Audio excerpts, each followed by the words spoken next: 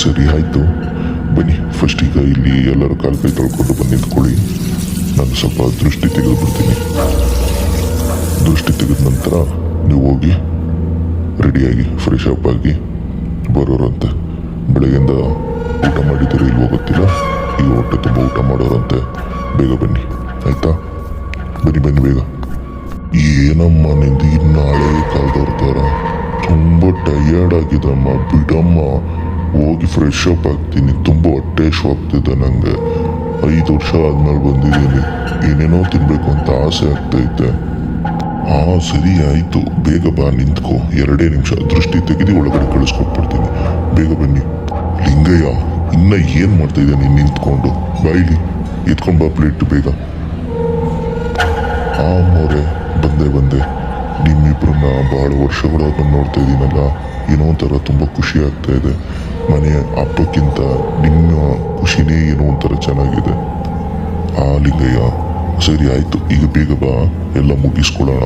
ಇನ್ನು ಎಲ್ಲ ಸಿದ್ಧತೆಗಳು ಮಾಡ್ಕೊಳ್ಬೇಕು. ಬೆಳಗ್ಗೆ ಬೇರೆ ದೇವಸ್ಥಾನದಲ್ಲಿ ಹೋಗಿ ಪೂಜೆ ಕೊಡಬೇಕು. ಊರಿನ ಹಬ್ಬ ಅಂತ ನಿನಗೂ ಗೊತ್ತಲ್ಲ. ಆ ಮೋರೆ ಭಾಳ ವರ್ಷಗಳಾದ್ಮೇಲೆ ನಾವು ತುಂಬ ಜೋರಾಗಿ ಮಾಡ್ತಿರೋಂಥ ಈ ಹಬ್ಬಕ್ಕೆ ಇವರೆಲ್ಲ ಬಂದಿರೋದು ಏನೋ ಒಂಥರ ತುಂಬ ಖುಷಿ ಆಗ್ತಾಯಿದೆ ಅಮ್ಮೋರೆ. ಅಮ್ಮ ಆಮೇಲೆ ಮಾತಾಡು ಆಯಿತಾ? ನಾವು ಹೊರಡ್ತೀವಿ ನಾವು ಒಳಗಡೆಗೆ. ಮುಗೀತಲ್ಲ, ಹೋಗಿ ಬೇಗ ಫ್ರೆಶ್ ಅಪ್ ಆಗಿ ಬೇಗ ಬನ್ನಿ ಆಯಿತಾ? ಬಿಸಿ ಬಿಸಿ ಊಟ ಮಾಡೋರಂತ ಆರೋಗ್ಬಿಡುತ್ತೆ. ಸರಿ ಅಮ್ಮ. ಆಂಟಿ ಆಯಿತು, ಬೇಗ ಬರ್ತೀವಿ. ಇನ್ನೂ ಎಷ್ಟೊತ್ತರೋ ಆಯಿತಾ? ಮಚ್ಚೆಗಿರೋ ಈಗ ತಾನೇ ಹೋಗಿದ್ದೀನಲ್ವೇನೋ, ಬರ್ತೀನಿರೋ. ಈ ಅಜಯ್ ನಿಮ್ಗೆ ಯಾವಾಗಲೂ ಇದೆ ಆಯಿತು ಕಣೋ, ಏನೋ ಎಷ್ಟೊತ್ತೋ ಮಾಡ್ತೀಯ ಸ್ನಾನ.